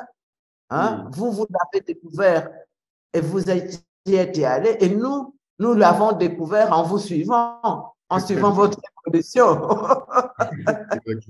Donc, vraiment, c'est comme ça que je peux résumer. Hein. Ce qui est marrant dans ce que tu dis, maman, c'est que tu parles de prédisposition que vous avez découvert. Mais en même temps, les exemples que tu prends, souvent, sont liés à notre éducation qu'on a appris. Parce que quand... Allô, Kai. Par exemple, là, on est en train de faire l'équipe à Kinshasa et je leur expliquais les valeurs qu'on défend, etc. Et je leur disais que, par exemple, le mensonge aux clients, c'était interdit, c'est-à-dire les accumulations de petits mensonges qui mènent à rien et qui créent des embrouilles et qui, en fait, pourrissent une relation. Donc, en fait, sur la première discussion avec eux, je leur parle des valeurs de l'entreprise, mais qui sont forcément, on en a déjà parlé là, l'entreprise est un reflet de qui est l'entrepreneur. Et qui est l'entrepreneur, c'est souvent lié à l'éducation. C'est-à-dire qu'en gros, moi, je sais que en ce qui concerne, par exemple, avec maman, moi, j'ai jamais, par exemple, eu à dire, je vais là-bas alors qu'en fait, je vais ailleurs. Parce que, tu vois, elle a jamais eu à mentir. Tu dis exactement ce qu'il en est. En fait, ça a été toujours plus simple de dire exactement, en fait, ce qu'il en est, en fait. Et du coup, j'ai gardé ça. Et c'est ce qui m'aide, en fait, dans l'entreprise. C'est ce que j'explique aux équipes, c'est que dis ce qu'il en est, en fait. Parce que le reste, ça te fait perdre énormément de temps, ça tue la confiance, etc. Et c'est ce qui fait qu'aujourd'hui, les gens disent, ah oui, tu fédères les gens, etc. Mais c'est en se basant sur des principes qu'on a appris très jeunes. Mais si je puis me permettre d'ajouter, parce que c'est très important ce qu'il dit. Un exemple vraiment simple, la manière dont les parents traitent leurs domestiques, les personnes qui travaillent, qui aident à la maison, devant leurs enfants. Hein? Moi, j'ai toujours expliqué à mes enfants que ces personnes nous assistent, mais ces personnes ont leur propre dignité. Hein? Et c'est pas parce qu'elles ont eu moins de chance que nous qu'il faut les traiter comme des moins que rien. Et donc, mes enfants ont appris à respecter les gens, bien sûr. Ça bug. Je crois que là, ces personnes-là, le chauffeur, et d'ailleurs, étant aussi un certain soldat, comme le chauffeur qui dit non, maintenant on rentre à la maison, il est tard. Hein? Donc, je crois que c'est vraiment très important, ce respect de la personne humaine. Hein? Une fois qu'on est dans l'entreprise, c'est aussi un gage de la productivité, du rendement que les gens vont apporter à l'entreprise. Hein? C'est ça, je voulais juste… Oui, mais d'ailleurs, je me souviens, par exemple, moi, elle disait jamais la cuisinière, chaque fois quand il y avait des invités, elle disait, voici, elle nous disait, voici la personne qui nous aide pour la cuisine, voici la personne qui nous aide pour le transport, voici la personne qui nous aide pour nettoyer. En fait, c'était toujours basé sur ce genre de mots, quoi. Ouais, le travail, bien sûr. Mais oui, mais c'est ça que je voulais dire. Mais du coup, aujourd'hui, quand on vous demande qu'est-ce que fait qu'est-ce que fait, au fait, que devient votre fils? Qu'est-ce qu'il fait, Moulay? Qu'est-ce que vous répondez? Quand les gens me demandent. Ouais, qu'est-ce que je fais? Comment tu exprimes comment tu résumes ce que je fais? Parce que bon, c'est un peu galère, j'imagine. Ouais, c'est vrai que je me pose rarement cette question, mais bon, à réfléchir là-dessus, les gens, quand les gens me demandent, je dis, mais c'est un entrepreneur maintenant. Il a créé sa boîte. Il est en train de faire en sorte que les produits africains mettent les produits africains en valeur. C'est quelque chose qui me fait plus de plaisir. Parce que l'art, ça n'a jamais été son truc, mais tout d'un coup, ben bon, il est en train de. Je leur dis, les gens ne comprennent pas vraiment. Quand j'essaie de leur expliquer ce qu'il fait, ils ne comprennent pas vraiment. Je leur dis juste, il a une entreprise qui emploie beaucoup de personnes maintenant, qui fait travailler des gens partout, un peu en Afrique, pas seulement. Parce que les gens ne savent pas que vous avez des employés en dehors d'Abidjan. Oui, bien sûr. Où je dis, mais il emploie des gens un peu partout en Afrique. Il faut travailler ces gens-là. Et tous ces gens travaillent dans l'art. Il met en valeur l'art africain, il l'expose. J'en fais gagner de l'argent. Oui, il fait gagner de l'argent à tous ces gens, ces employés. C'est ce qui est très important avec mes clients. Et mes clients. Et la conjoncture en Afrique en ce moment, les petits artisans ont une chance quand leurs produits sont exposés et qu'ils gagnent de l'argent avec ça sans bouger de chez eux. Forcément pas. Parce qu'avant, ce n'était pas comme ça. Donc, il fait tout ça en ligne. Donc, du coup, il fait bouger des choses que, comme ça, on ne se rend pas compte. Mais c'est énorme ce qu'il fait. Et le fait qu'il fait travailler des gens qui arrivent à vivre avec ça, avec ce qu'ils gagnent chez lui. C'est ça qui est important. Les employés qui gagnent beaucoup d'argent, ça, je ne savais pas tout ça avant. C'est quand je suis arrivée à Abidjan que j'ai compris tout ça. Et les gens énormément. Quand il m'a dit le salaire de ses employés. Ça, il faut le dire, maman. Voilà, sans donner leurs chiffres, il faut que ce soit dit, c'est important. Voilà. Les gens pensent que. Je pense que c'est énorme. Des gens qui arrivent à vivre de ça et vivent avec leur famille. Je sais qu'il y a des gens ici à Abidjan qui ont pu prendre des appartements, qui ont vivre avec leur famille dans ça, et grâce au travail qu'il fait chez lui. Oui, parce que c'est vrai que ça, c'est le truc dont moi, je suis le plus content personnellement. Voilà, c'est très important ça, moi je crois. C'est très important, le fait de faire travailler du monde, que les gens puissent vivre avec ce que lui, il travaille avec lui, et ce qu'il lui, il leur offre, c'est le permettre de vivre. C'est très important. Et aussi que les artisans arrivent à vendre des produits qui gagnent de l'argent sur ça, sans quitter chez eux. Et qu'ils arrivent aussi à vivre avec ça en mettant l'art africain en valeur. J'essaie d'expliquer ça aux gens souvent. Je crois qu'il n'y en a pas beaucoup qui suivent. Mais... Ça va, tu n'es pas exactement quelqu'un de très sociable, donc comme si tu croisais beaucoup de gens qui te devaient expliquer. Voilà, ça aussi, c'est mon côté. Non, mais demande-lui. C'est sa grande fierté. Non, bon, je sais que ce n'est pas une qualité, mais bon. Mais je suis comme ça, mais bon, je crois qu'il a pris ça un peu de moi, de ça aussi, Moulay. Il n'est pas très... Pas très sociable. Mais pour revenir à son travail, je trouve que vraiment, ce qu'il fait, quand je discute avec les gens, j'arrive à expliquer. Souvent, il y en a qui comprennent très bien ce qu'il fait, il y en a qui ne comprennent pas. Mais moi-même, je suis fière de ce qu'il fait, vraiment. Très fière de ce qu'il fait. Et Kayi aussi pareil, parce que quand Moulay me parle de Kayi, je lui ai demandé qu'est-ce qu'il fait. Il m'a expliqué aussi ce que tu fais. Mais finalement, vous avez pratiquement le même parcours. Vous avez le même parcours, et c'est que je comprends que vous vous entendiez très bien quand même, parce que si on regarde bien, vous avez beaucoup de points communs. Même si on voit plus les différences, mais effectivement. Il y a toujours des différences, c'est sûr, mais vous avez beaucoup de points communs. Je peux vous dire que j'en suis très fière, vraiment. Vraiment. Pour dire que j'explique ce qu'il fait.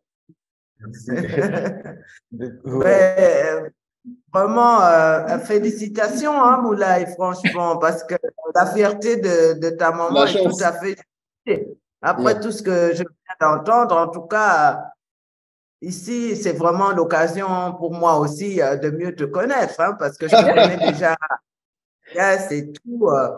Mais je dois avouer que je suis impressionnée et je sais, quoi qu'on dise de vous, je vais parler un peu de Caï maintenant, c'est que je crois que ce que nous percevons de votre réussite, c'est juste la pointe de l'iceberg.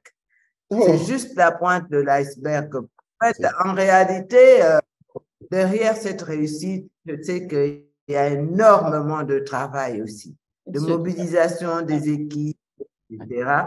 Peut-être que nous, on voit plus les résultats que le processus, mais félicitations aussi pour tout ce travail d'arraché que vous faites pour y arriver, parce qu'il n'y a pas de cadeau, en fait. Il n'y a pas quelque chose qui vient en un clic. Donc, ce que je voulais dire, c'est que, bon, par rapport à ce que je perçois de Caï aujourd'hui, je vois aussi un rôle, disons, modèle. Hein, un rôle modèle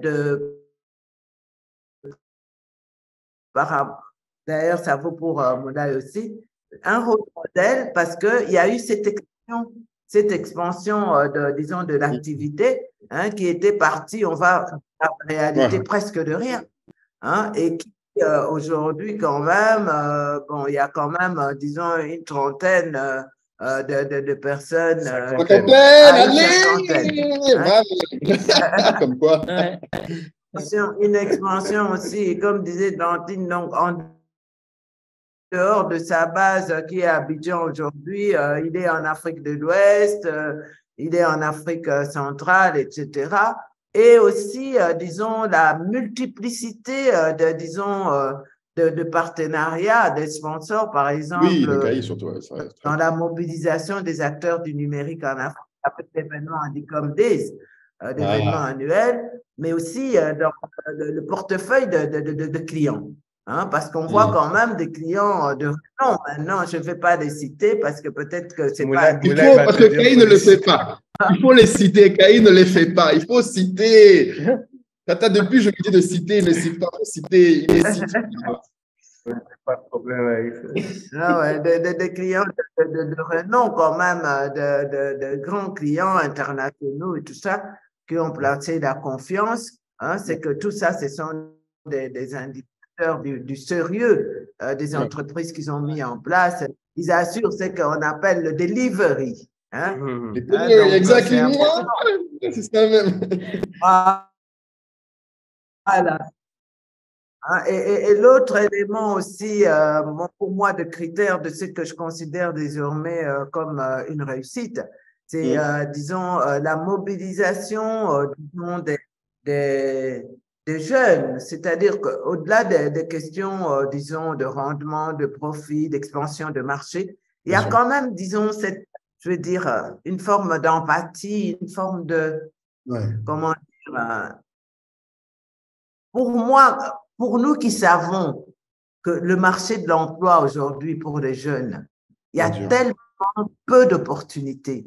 Les gens, ils ont des diplômes en poche, mais ils n'ont pas d'opportunité de trouver un emploi salarié, en tout cas de moins en moins dans la fonction publique, dans des entreprises qui ont pignon sur rue. Donc, cette notion d'auto-emploi, d'entrepreneuriat et tout ça, d'indépendance, c'est extrêmement important.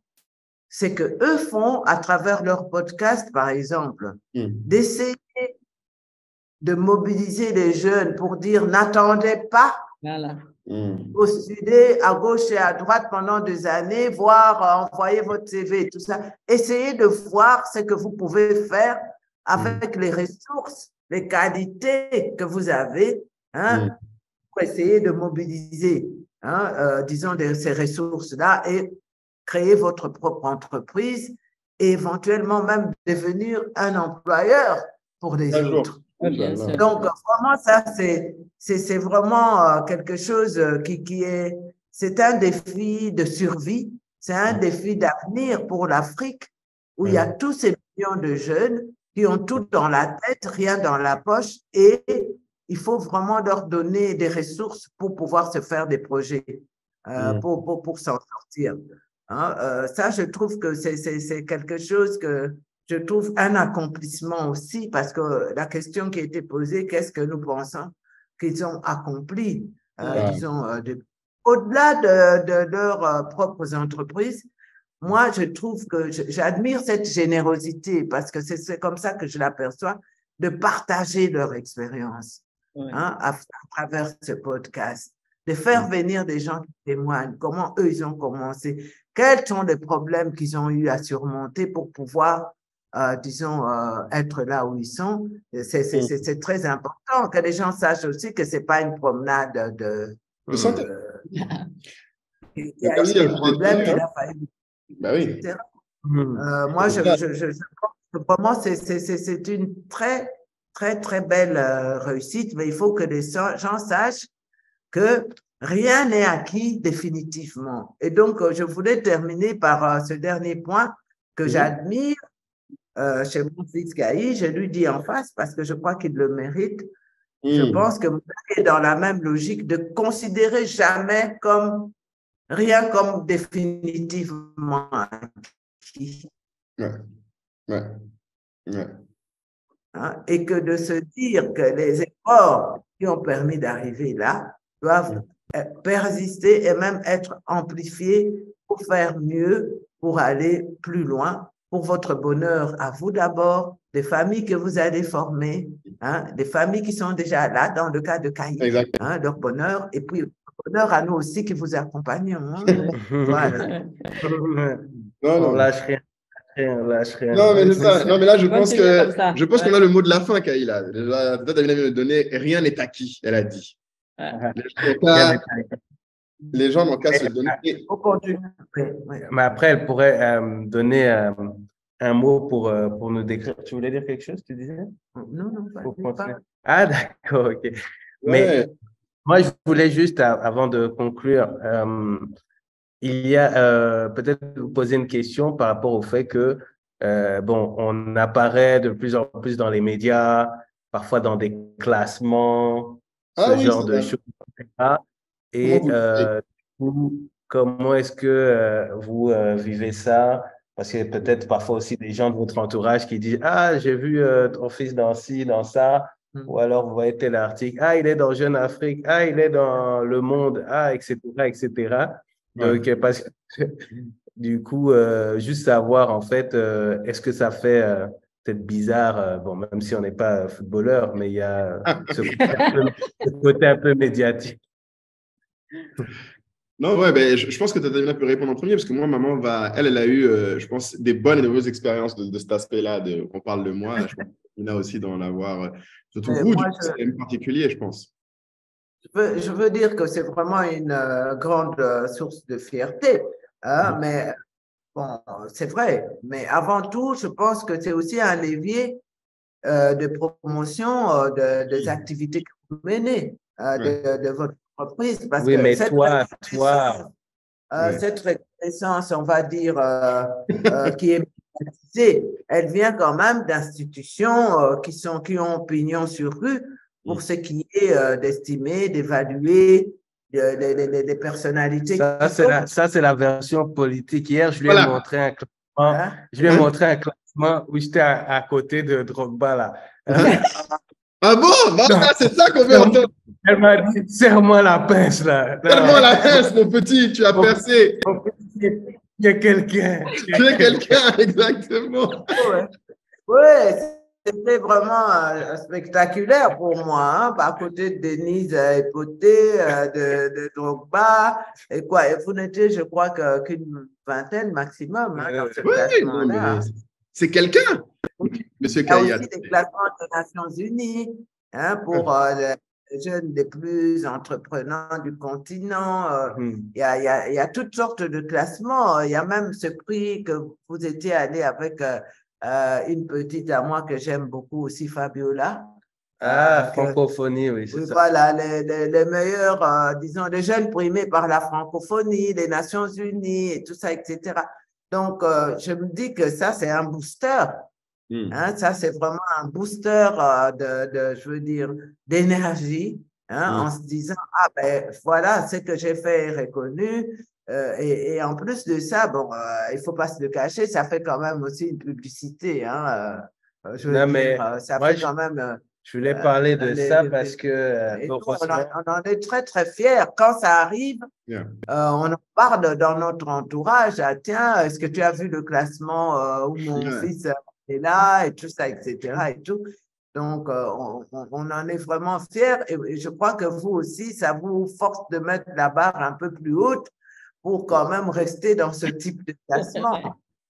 mais bon, heureusement que qu'il y a cet aspect-là de fierté des proches, parce que c'est vrai que nous, de notre côté, le problème, c'est qu'on ne s'attarde pas trop sur ce genre de choses parce que, bon, il y a beaucoup de classements aussi qui veulent rien dire. Ou alors, tu peux être dans le classement et l'année d'après, ton entreprise tombe. En fait, Oui. ça ne te T'as dit. garantit pas vraiment.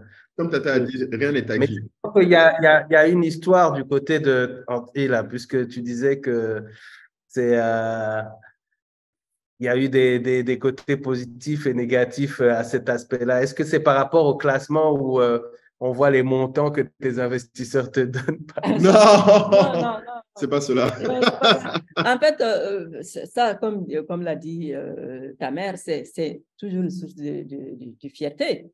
Quand on voit le nom de son fils parmi le classement. Moulay, je l'ai vu souvent qu'il est classé dans le classement des jeunes entrepreneurs africains. Forbes fait ça. Et quand je vois ça à chaque fois, lui, ça lui fait ni chaud ni froid. Ouais, je crois que j'ai jamais envoyé à maman un article. Ouais, mais moi, les gens m'envoient ça et moi, j'enregistre ça. J'ai la photo du classement. Ah ouais. Parce que j'aime ça. Je veux dire, ça me rend fier quand même, même si, même si pour lui, c'est pas grand-chose. Pour moi, c'est une fierté qu'il soit cité parmi des gens qui bossent comme ça. Parce que quelque part, c'est le travail qui fait qu'on parle de toi comme ça. C'est vrai. Parce que tu as fait quelque chose et c'est le fruit de ça qui fait que tu es là. Donc, c'est une fierté pour moi. Et même il y a 2 ou 3 jours, ma soeur m'a appelé un matin pour me dire que ah oui, Denise Écoté, avec RFI. J'ai une interview de Moulay sur RFI. Moi, j'ai pas entendu. Ouais, je t'ai même pas envoyé en plus, c'est vrai. Oui, il m'a dit, je l'ai même envoyé un message. Ouais, il m'a envoyé un message. Je n'étais pas au courant. Donc, les gens me parlent souvent des interviews qu'ils donnent. Et même mes soeurs sont fières quand elles entendent ça. La preuve, elle m'a appelé et puis elle a envoyé un message à Moulay. Puis elle a papoté après et tout. Voilà. Ça, c'est de ce côté. De toute façon, ça montre qu'ils ont bossé. C'est pour ça qu'ils sont là. Même si pour vous, demain, comme dit Kayi, votre boîte peut fermer, tout comme ça, mais il y a la trace qui reste. Il y a quelque chose que vous avez accompli, qui sera toujours là. Personne ne peut la lever. Vous pouvez, ça peut marcher, mais ce que vous avez fait, ça restera. Ça restera toujours. Les médias, c'est quelque chose. Oui, pour ça, c'est quelque chose qui est plus qu'on applaudit. Et moi, j'adore ça. Le côté négatif, ça n'a rien à voir avec votre boulot. C'est plus moi, ma personnalité. Oui. Je ne veux pas rentrer là-dedans, mais c'est à Abidjan, Kayi doit être au courant de toute façon. Quand on parle de lui par rapport à sa femme, sa personnalité. Ça me plaît moins parce que ça n'a rien à voir avec lui. C'est quelque chose que je n'aime pas beaucoup. Ça, c'est le côté, je ne veux pas m'attarder là-dessus, mais s'il parle du côté qui est négatif, c'est de ce côté-là. Ça n'a rien à voir avec son boulot. Mais pour revenir sur ce qu'on disait sur les médias, ce qui est marrant, c'est que par exemple, je sais que moi. Allô? Ça coupe. Allô, on t'entend pas, Kayi. La fois où il a pris au sérieux. Kayi, ça a coupé. Kayi, ça a coupé. Quand quelqu'un lui a dit qu'il m'a vu sur. Ouais, tu m'entends? Oui. Désolé, on n'a pas entendu. Maintenant, tu m'entends? Voilà, c'est bon. OK. Non, je disais que je faisais la blague parce que mon père, la fois où il a commencé à prendre au sérieux cette histoire, donc plusieurs années après le début, c'est quand quelqu'un lui a dit qu'il m'avait vu sur Canal+. Ah ben oui, la fameuse émission Canal. Eh oui, mais c'est vrai. Oui, donc les médias ont ce truc-là. Mais du coup, je pense qu'on est arrivé quand même, on a quand même fait le tour de ce qu'on voulait aborder. On a appris beaucoup de choses. Donc, il faut que les gens nous disent en commentaire si on a vraiment fait le tout. Qu'est-ce que ça leur apprend? Parce que c'est eux qui ont insisté, Demandez. parce que dans nos podcasts, on parle souvent ma mère, ma sœur, etc. Donc, ils ont dit ce serait bien qu'un jour, vous les invitiez. Donc, nous, au début, on ne comprenait pas trop, mais c'est vrai que même nous, on apprend des choses, surtout sur les angoisses. Parce que même quand les angoisses des gens sont cachées, plus tu grandis dans la vie, plus tu les décernes. Ouais, C'est-à-dire que, par exemple, moi, quand je me suis lancé, je sais que ma mère a dit, ah oui, très bien, oui, etc. Mais après, là où j'ai remarqué qu'il y avait de l'angoisse, c'est que chaque fois que je lui disais un contrat qu'on signait, la façon dont elle était contente, J'étais très contente. c'est-à-dire que la joie était devant tout. Ou alors, quand je lui disais, je suis en appel d'offres avec un tel, elle dit, alors, ça avance comment, etc. Et tout.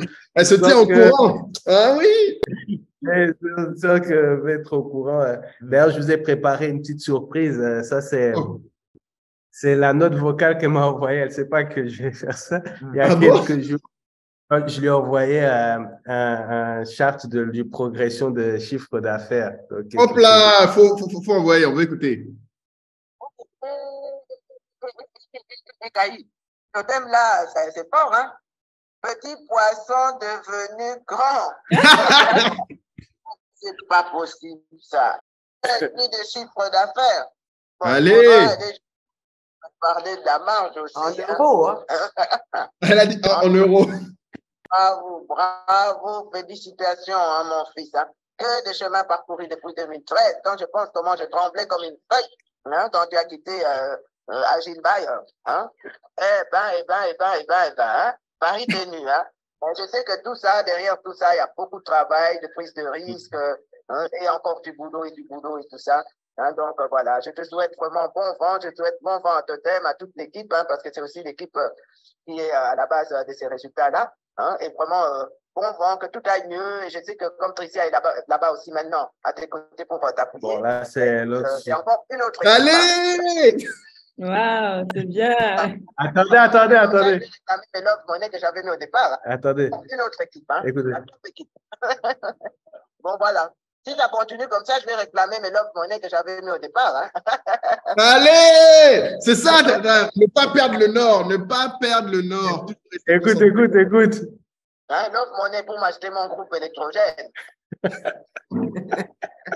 Kaï, faut faire ça toi aussi. Acheter le groupe électrogène à Satan. Là, maintenant, dans les commentaires, les gens n'ont qu'à venir m'appuyer pour dire achète le groupe électrogène à Satan. Oui, c'est compliqué. Il faut bravo, Kaï. Bravo, mec. Non, mais... Pour conclure, on va dire un mot chacune pour décrire votre fils. Ouais, il faut choisir un mot. Là, je le qualifie de généreux.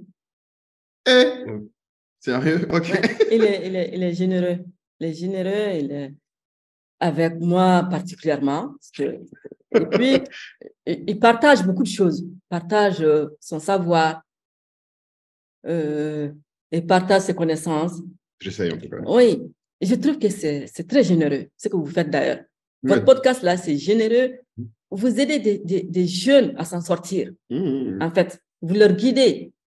Ce que vous n'avez pas eu, mais vous êtes en train de faire en sorte qu'il y en a plein qui arrivent à faire quelque chose de leur vie. Et je trouve que mon fils est très généreux. Vraiment. C'est gentil. Voilà. Non, mais je le qualifie comme ça.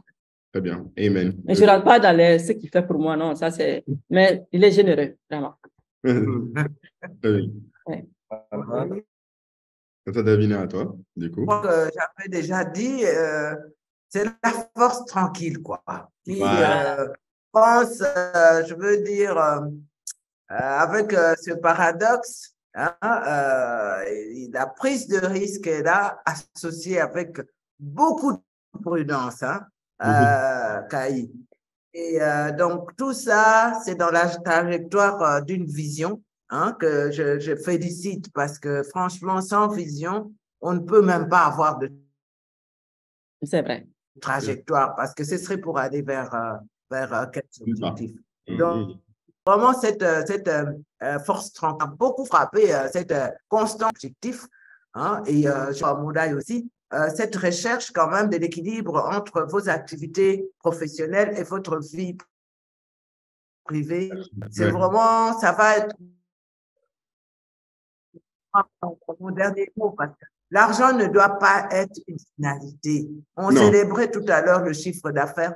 Ça doit être un moyen de rendre votre vie meilleure, qualitativement, hein. Et donc, à partir de là, moi, quand je vois, par exemple, Gaï se promener avec mon petit-fils qui mis sur ses épaules au parc, hein, avec sa maman et tout ça, prendre le temps, essayer de prendre du bon temps aussi parfois dans le restaurant et pas que pour des dîners d'affaires, hein, essayer de garder des contacts avec vos fratries, vos amis, hein, famille et tout ça, le week-end, c'est pas toujours évident parce que je sais, quand on est dans ce créneau-là, on se retrouve, comme maman disait, comme il n'y a pas parfois même un bureau matériel, le bureau est virtuel, le bureau c'est l'ordinateur, ne tombez pas dans le piège du 24 heures sur 24, 7 jours sur 7, parce que sinon vous aurez alors travaillé bien. Essayez d'en profiter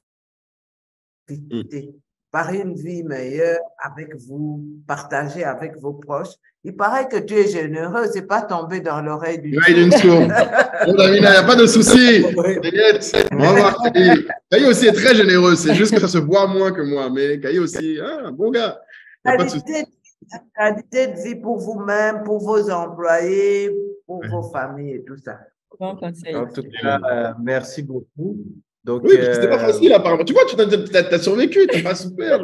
C'était pas non plus l'enfer. Parce qu'il faut dire que la négociation a été rude des deux côtés pour les convaincre. Et là, Kaï, point de vue qualité de vie, il n'a pas été à la meilleure école parce que les fonctionnaires des Nations Unies, ça turbine pratiquement 20 ans. Fort, ouais. Pas donner de bons exemples, mais il faut qu'il fasse mieux, quoi. Et Moula, bon, on va continuer. Bon, donc finalement, le stress du début par rapport au... Non, mais ça s'est bien passé. Non, mais mais non, mais parce qu'il a fallu vous convaincre. Non, je ne veux pas. Ah, on va parler de quoi, etc. Mais c'est parce que en face de nous, on a des... Vous êtes très sympa, très communicatif. Bientôt, elles vont faire leur podcast sans nous. Déjà, sur le déco. C'était vraiment ça, vraiment. En tout cas, on a hâte d'avoir les retours de la communauté. Qu'est-ce que vous avez appris? Qu'est-ce que ça nous dit aussi sur la parentalité? On a vraiment essayé de couvrir un peu tout, de l'enfance au day-to-day, à l'équilibre, vie pro, vie perso. C'était vraiment une conversation super riche. Et le podcast aussi sert à ça parce que ce n'est pas forcément quelque chose qu'on aurait mis en place s'il n'y avait pas le podcast. Donc, c'est une conversation. Et puis, voilà, moi, je suis vraiment content qu'on ait pu faire ça. Et on espère que les gens pourront partager, du coup, comme ça, à leurs parents. Tenez-nous au courant. Ouais, voilà. Dans les commentaires, partagez à vos parents, ceux qui sont en train d'entreprendre ou ceux qui... Moi, j'espère aussi que, comme maman a dit, que ça va créer des discussions. Peut-être que ce que nous, on a dit là, ça va amener des entrepreneurs à parler avec leurs parents, quelle que soit leur situation, s'ils commencent, s'ils veulent se lancer, s'ils hésitent, etc. Et si ça peut aider, on est content. Donc, vraiment, à très vite. Merci à tous. Les mamans s'organisent pour rester en contact. Hein. J'espère bien. Allez, ciao, ciao. Au revoir. Salut à tous. Bienvenue dans le podcast Entrepreneur State of Africa. Le podcast qui dit tout haut ce que les entrepreneurs pensent tout bas. Tout bas, tout bas. Et dans le registre des choses qu'on pense tout bas, depuis 3 ans, Kaï a conçu un concept unique qui va vous présenter. Les 7 péchés capitaux. 7 épisodes totalement spéciaux. Pourquoi? Parce que comme vous le savez, le propre de l'entrepreneur, c'est d'innover. C'est ce qu'on a voulu faire pour ces 7 épisodes. L'idée, c'est que dans le podcast, on vous partage beaucoup nos expériences, mais là, on va aller plus loin en essayant de partager avec vous ce qu'on ressent, ce qu'on a dans la tête, mais également dans le cœur. Et on espère vraiment que ce qu'on va partager avec vous va vous permettre de connecter avec aussi des sensations que parfois vous n'arrivez pas à expliquer. On a vraiment hâte de lire vos commentaires et on espère surtout que vous allez prendre autant de plaisir à regarder cette série que nous, on a pris à tourner cela. À tourner et que vous vous abonnerez pour nous, même pas forcément pour nous remercier uniquement, mais si vous pensez que vous voulez en voir plus, que ce qu'on évoque sont des choses qui doivent être partagées, parce que la culture entrepreneuriale qu'on veut partager n'est pas que pour les entrepreneurs, elle est pour tous. Abonnez-vous, partagez les vidéos, partagez les moments et surtout commentez et dites-nous ce que vous voulez voir de plus comme thème, comme sujet. Entrepreneur State of Africa hors série spéciale été 2023. C'est parti. C'est parti.